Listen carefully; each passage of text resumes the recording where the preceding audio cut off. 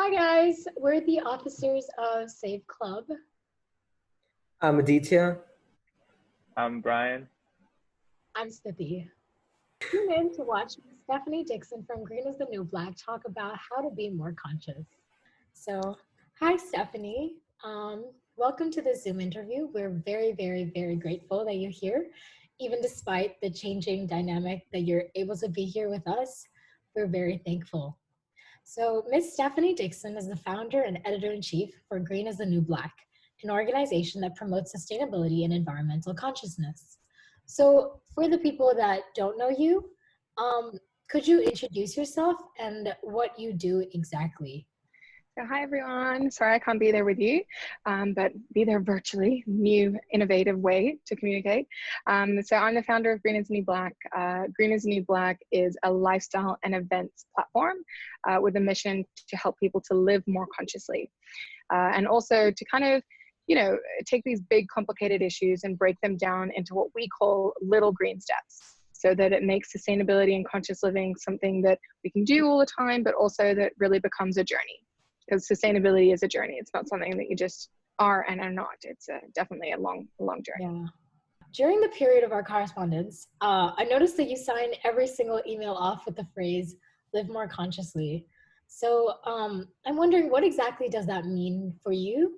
So when I first started my journey, I really talked about it or alluded to the fact of like the Matrix. I don't know if you guys have ever seen that film, and if you haven't, please go watch it. It's still amazing. But in the film, he kind of, gets a choice to take a red pill or a blue pill. So blue pill kind of goes like back and you just continue living the life that you're living in this kind of numb, kind of subconscious, like, just going through life on autopilot. And red pill is really waking up and looking at sometimes the really hard truths that exist, but actually then knowing the truth and being able to operate from a different state of mind in a different place. And so for me, that's really what conscious living is about. It's about living life from an awoken state. How can we make this more mainstream? And I noticed how you say that you want to make consciousness sexy. So how can we do that? Yeah, it's a great question. I mean, when we talk about making conscious living and sustainability sexy, it's really this idea of making it something that's cool and approachable. And as you've just said, part of your everyday life. And if we can make it sexy and cool, then it becomes, more people want to do it. And then when more people are doing it, we have the hope that people realize how easy it is and how good they feel. And then it becomes normal, right? It becomes like something that you do anyway because it feels good and you're doing the right thing. I think it's really just about normalizing sustainability. It's also about making it something that's accessible to people. How do you think like high schoolers can be more mindful in terms of like picking out their clothing choices and making sure they have like sustainable backgrounds? Absolutely. It's such a great question because we all wear clothes. We're not all walking around naked, right? So that's a choice you make on a daily basis, is what you're going to put on your body. And so I think when it comes to clothing, there's a few things. A lot of them start with R. It's like reduce, reuse, repurpose are like the three big ones that I would want to focus on. So I think the very first thing we can do is reduce the amount that we're consuming, reduce the amount that we're buying. We don't need that much stuff. Then the next one is reusing. I mean, you can rewear, restyle, reuse a lot of the stuff that's in your wardrobe. And then if you still, have to transition and you're still in the consumption mode, then it's really just about reading up about the brands that you're buying, because your dollars are costing a vote and you're purchasing, and there's a ripple effect of that money. So there's a stigma that sometimes to be more eco-friendly, you're going to have to like expand your budget, maybe spend more money. But how do you curb the stigma of this big budget that you need to have allocated to be more sustainable? Secondly, yes, in the past, sustainability costs more. But nowadays, there's so many amazing solutions and people who want to fight against that stigma that are creating sustainable fashion or other products that are cheaper, very competitively priced, so that you can use them. And then the final thing is you don't have to buy a lot of stuff to be sustainable. In this day and age, we know that there's a lot of like widespread plastic usage, and things like convenience and fashion, they're more emphasized in today's lifestyle. So it's super hard sticking to your cause and being an environmentalist. But what's inspired you to come this far? So I think for me, just in the beginning, it was really hard, and I think a lot of people go through this. You kind of have your waking moment, you realize all this stuff, you learn all this stuff, you kind of freak out, you become like that annoying activist friends. It's like telling everyone what they shouldn't do, even though you only just gave it up yourself. So I definitely went through that stage. Then I went through the eco-anxiety multiple times. And then I kind of got to a nice plateau where I realized that sustainability is a journey. It's okay not to be perfect as long as you keep pushing yourself and your own standards and your own boundaries. So it's just being kind to yourself, I think, is super important. And that was even proven by the UN. So you might have heard of the UN Anatomy of Action. But basically, they did this massive study across all the different studies with all the different scientists, and they came up with 5 key areas in our lives where, as a collective, if we all did these things, it would shift everything massively. And so that really gave us a lot of hope. So finding studies like that that are like, yes, okay, great, little green steps do matter, also keeps us going. So we're very on top of reports and the science is coming out and what the UN's sharing, because that keeps us going and it keeps our fires burning. You mentioned that sustainability was a journey of some sorts, but what do you think some of the first steps that, for example, our high school community can take?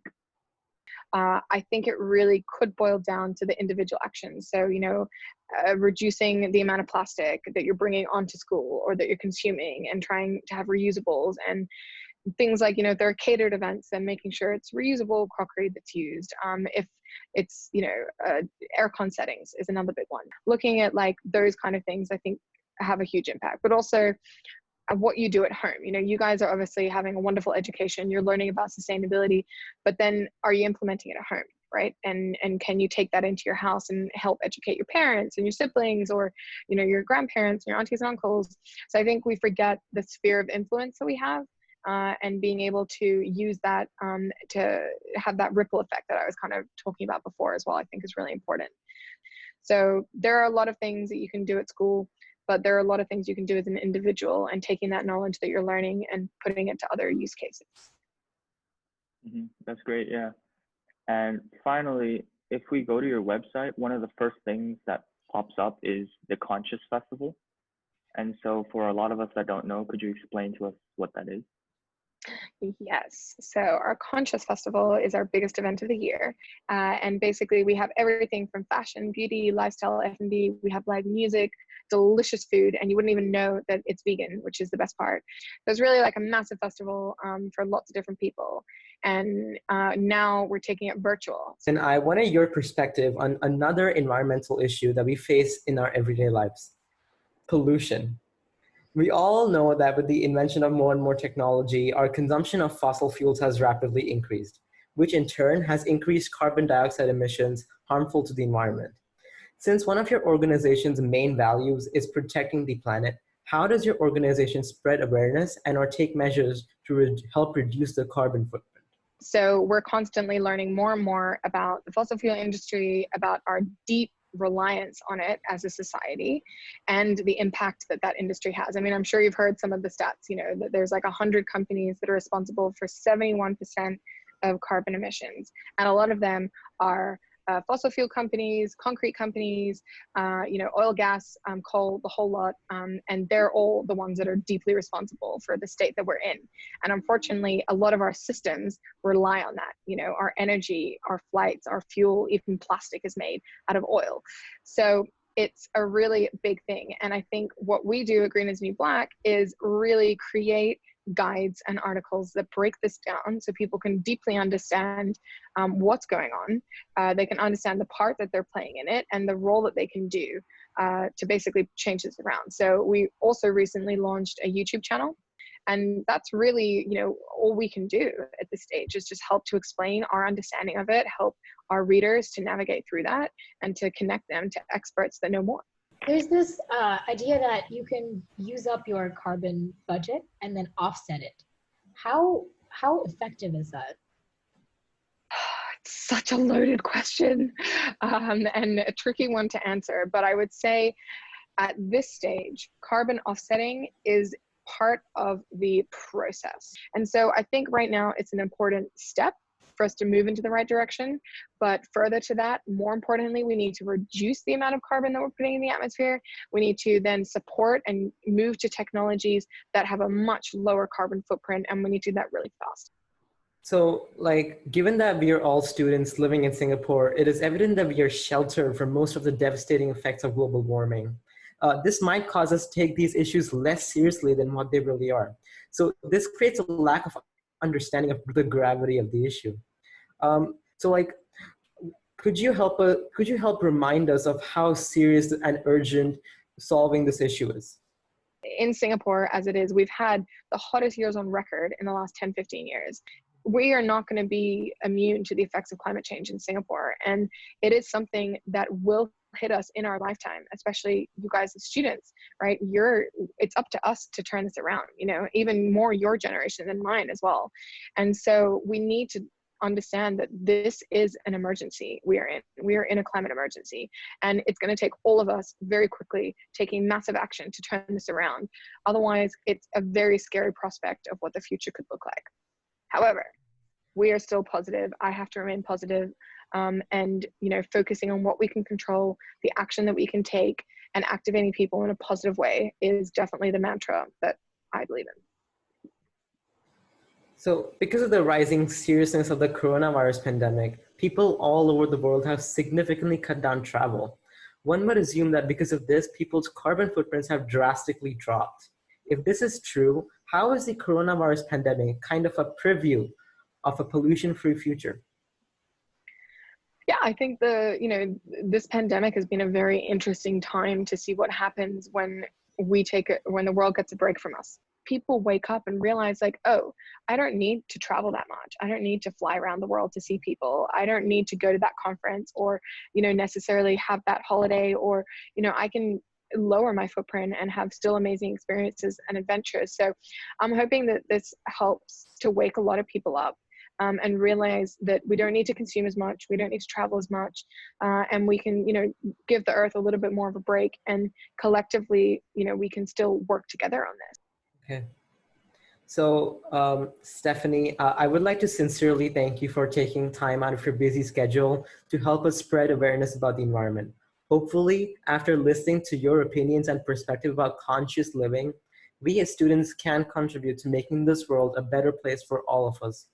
This Earth Week, let's try our best to incorporate Stephanie's ideas of conscious living into our lives.